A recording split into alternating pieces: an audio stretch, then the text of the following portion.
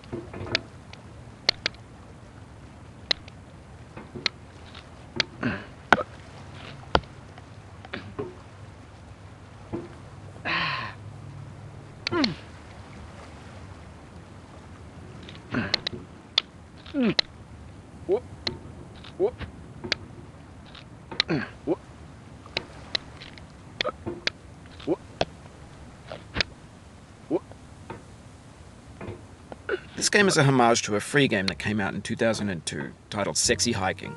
The author of that game was Jazuo, a mysterious Czech designer who was known at the time as the father of B games. And B games are rough assemblages of found objects. Designers slap them together very quickly and freely, and they're often too rough and unfriendly to gain much of a following. They're built more for the joy of building them than as polished products. In a certain way, Sexy Hiking is the perfect embodiment of a B game.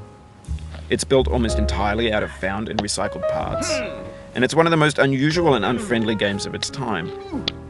In it, your task is simply to drag yourself up a mountain with a hammer. And that act of climbing, in the digital world or in real life, has certain essential properties that give the game its flavor. No amount of forward progress is guaranteed. Some cliffs are too sheer or too slippery. And the player is constantly, unremittingly in danger of falling and losing everything.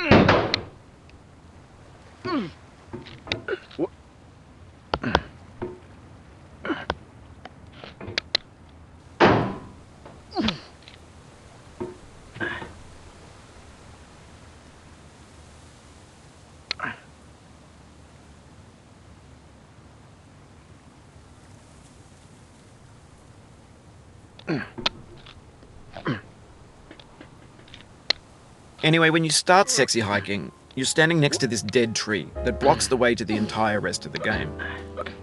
It might take you an hour to get over that tree, and a lot of people never got past it. You prod and you poke at it, exploring the limits of your reach and your strength, trying to find a way up and over.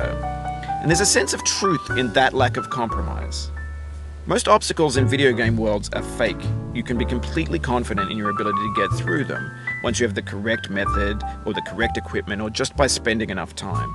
In that sense, every pixelated obstacle in sexy hiking is real. The obstacles in sexy hiking are unyielding, and that makes the game uniquely frustrating. But I'm not sure Jazzuo intended to make a frustrating game. The frustration is just essential to the act of climbing, and it's authentic to the process of building a game about climbing. A funny thing happened to me as I was building this mountain. I'd have an idea for a new obstacle, and I'd build it, test it, and it would usually turn out to be unreasonably hard. But I couldn't bring myself to make it easier. It already felt like my inability to get past a new obstacle was my fault as a player rather than as a builder. Imaginary mountains build themselves from our efforts to climb them, and it's our repeated attempts to reach the summit that turns those mountains into something real. When you're building a video game world, you're building with ideas, and that can be like working with quickset cement. You mold your ideas into a certain shape that can be played with, and in the process of playing with them, they begin to harden and set until they're immutable, like rock. And at that point, you can't change the world. Not without breaking it into pieces and starting fresh with new ideas.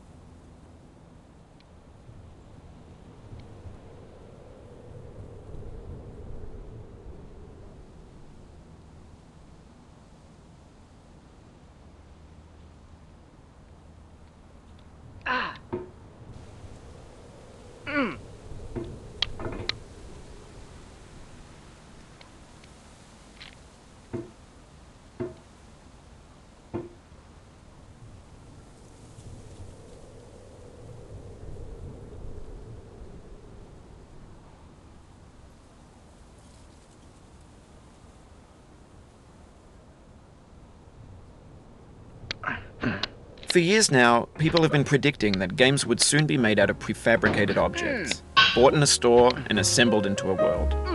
And for the most part, that hasn't happened, because the objects in the stores are trash. I don't mean they look bad or that they're badly made, although a lot of them are.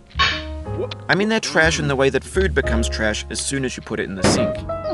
Things are made to be consumed and used in a certain context, and once the moment is gone, they transform into garbage.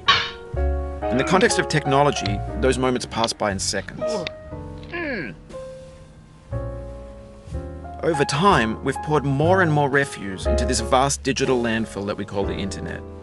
It now vastly outnumbers and outweighs the things that are fresh and untainted and unused. When everything around us is cultural trash, trash becomes the new medium, the lingua franca of the digital age. And you can build culture out of trash. But only trash culture. B games, B movies, B music, B philosophy.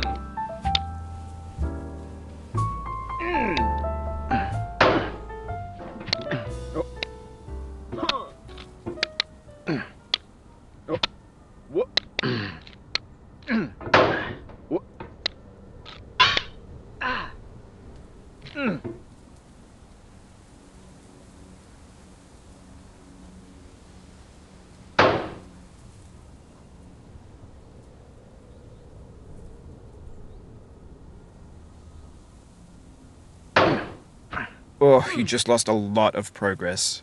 That's a deep frustration, a real punch in the gut.